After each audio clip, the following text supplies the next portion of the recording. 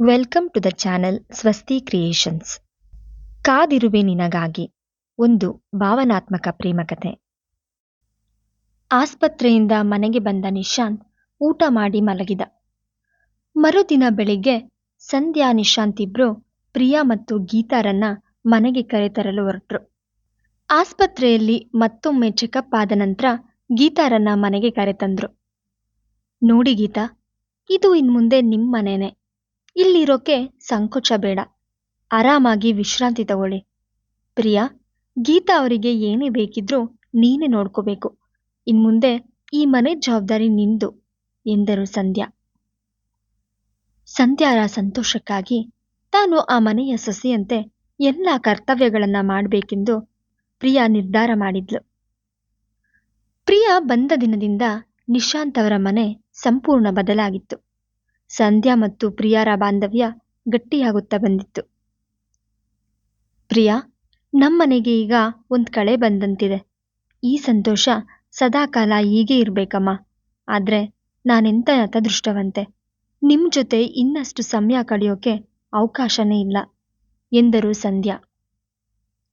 ಪ್ರಿಯಾಳ ಗಾಂಭೀರ್ಯತೆ, ಹಿರಿಯರಿಗೆ ಅವಳು ಕೊಡುವ ಗೌರವ, ಇನ್ನೊಬ್ಬರನ್ನ ಪ್ರೀತಿ ಕಾಳಜಿಯಿಂದ ಕಾಣುವ ಪ್ರಿಯಾಳ ಗುಣ ನಿಶಾಂತ್ನ ಮನವನ್ನ ಪರಿವರ್ತಿಸುತ್ತಾ ಬಂತು. ಒಂದೇ ಮನೆಯಲ್ಲಿ ಸಮಯ ಕಳೆಯಲು ಪ್ರಾರಂಭಿಸಿದ ನಿಶಾ ಮತ್ತು ಪ್ರಿಯಾರ ಪರಿಚಯ ಈಗ ಸ್ನೇಹವಾಗಿ ಬದಲಾಗಿತ್ತು. ಆದ್ರೆ ಗೀತಾರ ಮನಸ್ಸು ಮಾತ್ರ ಪ್ರಿಯಾಳ ನಿರ್ಧಾರಕ್ಕೆ ಒಪ್ಪಿರಲಿಲ್ಲ.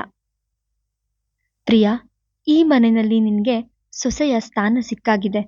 ನಿಶಾಂತ್ ಕೂಡ ಒಳ್ಳೆ ಹುಡುಗನೇ. ಆದ್ರೆ ಯಾಕಿಂತ ನಿರ್ಧಾರ ತಗೊಂಡ್ರು?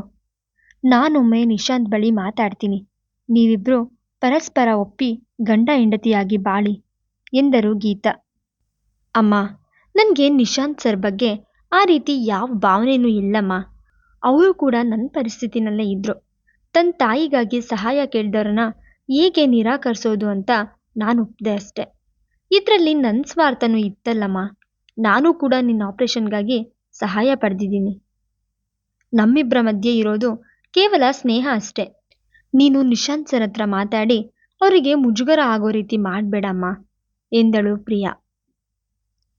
ದಿನಗಳು ಉರುಳಿದಂತೆ ಪ್ರಿಯಾ ಮತ್ತು ನಿಶಾಂತ್ ಮದುವೆಯಾಗಿ 1 ವಾರವಾಗಿತ್ತು.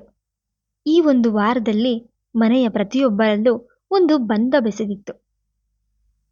ನಿಶಾಂತ್ ತನಗೆ ಅರಿವಿಲ್ಲದಂತೆ ಪ್ರಿಯಾ ಮೇಲೆ ಅವಲಂಬಿತನಾಗಿದ್ದ. ಪ್ರಿಯಾ ಮೇಲಿನ ಗೌರವ ಹೆಚ್ಚಿದಂತೆ ನಿಶಾಂತ್ಗೆ ಪ್ರಿಯಾ ಜೊತೆಗಿದ್ದ ಸ್ನೇಹ ನಿಧಾನವಾಗಿ ಪ್ರೇಮಕ್ಕೆ ತಿರುಗಿತ್ತು. ನಾನು ಎಂಥ ಕೆಲಸ ಮಾಡಿದೆ. ಅಮ್ಮನ ಮಾತಿನಂತೆ ಮದ್ವೆಗೊಪ್ಪಿ ಅವರಿಷ್ಟದಂತೆ ಮದ್ವೆ ಆಗ್ಬೇಕಿತ್ತು. ನನ್ನ ಈ ತಪ್ಪು ನಿರ್ಧಾರದಿಂದ ಜೀವನದ ನೆಮ್ಮದಿನೇ ಕಳೆದುಕೊಂಡ್ಬಿಡ್ತೀನಿ. ಇನ್ನೂ ಕಾಲ ಮಿಂಚಿಲ್ಲ. ನನಗೆ ಪ್ರಿಯಾ ಅವ್ರ ಬಗ್ಗೆ ಇರೋ ಭಾವನೆಗಳನ್ನ ಆದಷ್ಟು ಬೇಗ ಅವ್ರ ಹತ್ರ ಹೇಳ್ಕೋಬೇಕು. ಅದರಿಂದ ಸಂಧ್ಯಾ ಮತ್ತು ಗೀತಾ ಅಮ್ಮಂಗೆ ನೆಮ್ಮದಿ ಸಿಗುತ್ತೆ. ಖಂಡಿತವಾಗಿ ಪ್ರಿಯಾ ನನ್ನ ನಿರ್ಧಾರಕ್ಕೆ ಒಪ್ಕೋತಾರೆ ಅನ್ನೋ ನಂಬಿಕೆ ಇದೆ ಎಂದುಕೊಳ್ಳುತ್ತಿರುವಾಗ ನಿಶಾಂತ್ನ PA ಕುಮಾರ್ನ ಕರೆ ಬರುತ್ತದೆ. ಮೊಬೈಲ್ನನ್ನು ನೋಡಿದ ನಿಶಾಂತ್, ಎಲ್ಲ ಈ ಕುಮಾರಿಂದಾನೇ ಆಗಿದ್ದು. ಅವತ್ತು ಇಂಥ ಐಡಿಯಾ ಕೊಟ್ಟಿಲ್ಲ ಅಂದಿದ್ರೆ ನನ್ನ ಮತ್ತು ಪ್ರಿಯಾ ಮಧ್ಯೆ ಈ ಕಾಂಟ್ರಾಕ್ಟ್ ವಿಷಯನೇ ಬರ್ತಿರ್ಲಿಲ್ಲ. ನಾವಿಬ್ರು ನಿಜವಾಗ್ಲೂ ಗಂಡ ಹೆಂಡತಿಯಾಗಿರ್ತಿದ್ವಿ ಎಂದುಕೊಳ್ಳುತ್ತಾ ಕಾಲ್ ರಿಸೀವ್ ಮಾಡದೆ ಸುಮ್ಮನಾದ. ಇವತ್ತು ಸಂಜೆನೆ ಪ್ರಿಯಾಗೆ ಎಲ್ಲ ವಿಷಯ ತಿಳಿಸ್ಬೇಕು ಎಂದುಕೊಳ್ಳುತ್ತಾ ನಿಶಾಂತ್ ರೂಮಿನಿಂದ ಹೊರಗೆ ಬರುತ್ತಿರಲು ಅದೇ ಸಮಯಕ್ಕೆ ನಿಶಾಂತ್ ಸರ್, ಬೇಗ ಬನ್ನಿ ಎಂದು ಕೂಗುತ್ತಾ ಓಡಿ ಬಂದಳು ಪ್ರಿಯಾ. ಏನಾಯ್ತು ಪ್ರಿಯಾ, ಯಾಕೆ ಈ ರೀತಿ ಓಡ್ ಬರ್ತಾ ಇದ್ದೀರಾ ಎಂದ ನಿಶಾಂತ್. ಸರ್, ಅದು ನೀವು ಬೇಗ ಬನ್ನಿ ನನ್ನ ಜೊತೆ ಎಂದು ನಿಶಾಂತ್ನ ಕೈ ಹಿಡಿದು ಕರೆದೊಯ್ದಳು. ಸಂಧ್ಯಾ ಸುಸ್ತಾಗಿ ಮಂಚದ ಮೇಲೆ ಮಲಗಿದ್ರು. ಅವರ ಕಣ್ಣುಗಳು ಮಂಜಾಗಿದ್ದವು. ನಿಶಾಂತ್, ಪ್ರಿಯಾ ಎಂದು ಅವರಿಬ್ಬರನ್ನು ಕನವರಿಸುತ್ತಿದ್ರು. ಬೇಗ ಬನ್ನಿ ಸರ್, ಅಮ್ಮ ಯಾಕೋ ತುಂಬಾ ಸುಸ್ತಾಗಿ ಮಲಗಿದ್ದಾರೆ. ನಿಮ್ಮನ್ನ ನೋಡ್ಬೇಕು ಎಂದು ಕರೆದ್ರು. ಬನ್ನಿ, ಆಸ್ಪತ್ರೆಗೆ ಹೋಗೋಣ ಎಂದಳು ಪ್ರಿಯಾ. ಪ್ರಿಯಾ ಮಾತಿಗೆ, ಪ್ರಿಯಾ, ಆಸ್ಪತ್ರೆಗೆ ಹೋಗೋದು ಬೇಡಮ್ಮ. ಇದೇ ನನ್ನ ಕೊನೆ ಗಳಿಗೆ ಅಂತ ಅನ್ಸುತ್ತೆ. ನಾನು ಇದೇ ಮನೆಯಲ್ಲಿ ಪ್ರಾಣ ಬಿಡಬೇಕು. ಶಾರದಮ್ಮ, ಗೀತಾರನ್ನು ಕರೆದ್ಬಿಡು. ನನಗೆ ಈ ಸಂಕಟ ತಡೆಯೋಕ್ಕಾಗ್ತಾ ಇಲ್ಲ. ಅವರನ್ನು ಒಮ್ಮೆ ನೋಡ್ಬಿಡ್ತೀನಿ ಎಂದರು ಸಂಧ್ಯಾ. ಅಮ್ಮ, ನೀವು ಹಾಗೆಲ್ಲ ಹೇಳ್ಬೇಡಿ. ನಿಮ್ಗೆ ಏನೂ ಆಗಲ್ಲ. ಡಾಕ್ಟರ್ ಹೇಳಿರೋ ಪ್ರಕಾರ ಇನ್ನೂ ಸಮಯ ಇದೆ, ನಿಮ್ಗೆ ಸುಸ್ತಾಗಿದೆ ಅಷ್ಟೆ, ಬನ್ನಿ ಆಸ್ಪತ್ರೆಗೆ ಹೋಗೋಣ ಎಂದಳು ಪ್ರಿಯಾ. ಅಷ್ಟರಲ್ಲಿ ಸಂಧ್ಯಾರ ಉಸಿರಾಟ ಜೋರಾಯಿತು, ಮಾತುಗಳು ತೊದಲಾದವು. ಅಮ್ಮ, ಶಾರದಮ್ಮ, ಬೇಗ ಬನ್ನಿ ಎಂದು ಕೂಗಿದಳು ಪ್ರಿಯಾ. ನಿಶಾಂತ್ ತನ್ನ ಅಮ್ಮನನ್ನ ಬಾಚಿ ಅಪ್ಪಿಕೊಂಡ. ಅಮ್ಮ, ಇಲ್ಲಮ್ಮ, ನಿನ್ಗೆ ಏನೂ ಆಗಲ್ಲ, ನೀನು ನನ್ ಬಿಟ್ಟು ಹೋಗಲ್ಲ ಎಂದು ಕಣ್ಣೀರಿಡುತ್ತಾ ತನ್ನ ಎದೆಯ ಮೇಲೆ ಮಲಗಿಸಿಕೊಂಡ. ಇಲ್ಲ ಕಂದ, ನಾನು ನಿನ್ ಬಿಟ್ಟು ಎಲ್ಲೂ ಹೋಗಲ್ಲ. ನನ್ನ ದೇಹ ಹೋದ್ರೂ ಮನಸ್ಸು ಮಾತ್ರ ಸದಾ ನಿನ್ ಜೊತೆನೇ ಇರತ್ತೆ. ನೀನು ಧೈರ್ಯವಾಗಿರು ಎಂದು ಮಗನನ್ನ ಸಮಾಧಾನಪಡಿಸಿದ್ರು ಸಂಧ್ಯಾ. ಪ್ರಿಯಾ, ನೀನು ನಿಶಾಂತ್ನ ಕೈ ಬಿಡಲ್ಲ ಅಲ್ವಾ? ಇನ್ಮುಂದೆ ನಿಶಾಂತ್ಗೆ ನೀನೇ ಎಲ್ಲ ಪ್ರಿಯಾ ಎಂದು ನಿಶಾಂತ್ನ ಕೈನ ಪ್ರಿಯಾಳ ಕೈಗೆ ಇಟ್ಟು ಮುತ್ತಿಟ್ಟರು. ಅದೇ ಕ್ಷಣ ಅವರ ಪ್ರಾಣ ಪಕ್ಷಿ ಹಾರಿ ಹೋಗಿತ್ತು. ಸ್ತಬ್ಧವಾಗಿ ಮಲಗಿದ್ದ ತಾಯಿಯನ್ನು ಅಪ್ಪಿಕೊಂಡು ಅಮ್ಮ ಎಂದು ಜೋರಾಗಿ ಚೀರಿ ನಿಶಾಂತ್ ಅಳಲು ಪ್ರಾರಂಭಿಸಿದ. ಅಮ್ಮೋರೆ, ನಮ್ಮನ್ನೆಲ್ಲ ಬಿಟ್ಟು ಹೋದ್ರ? ಕೊನೆ ಗಳಿಗೆಲಿ ನಿಮ್ ಜೊತೆ ಮಾತಾಡೋಕ್ಕೂ ಆಗ್ಲಿಲ್ವಲ್ಲ ಎಂದು ಶಾರದಮ್ಮ ಅಳುತ್ತಿದ್ರು. ಪ್ರಿಯಾ ಮತ್ತು ಗೀತಾರ ಕಣ್ಣುಗಳಲ್ಲಿ ಕಂಬನಿ ಹರಿಯುತ್ತಿತ್ತು.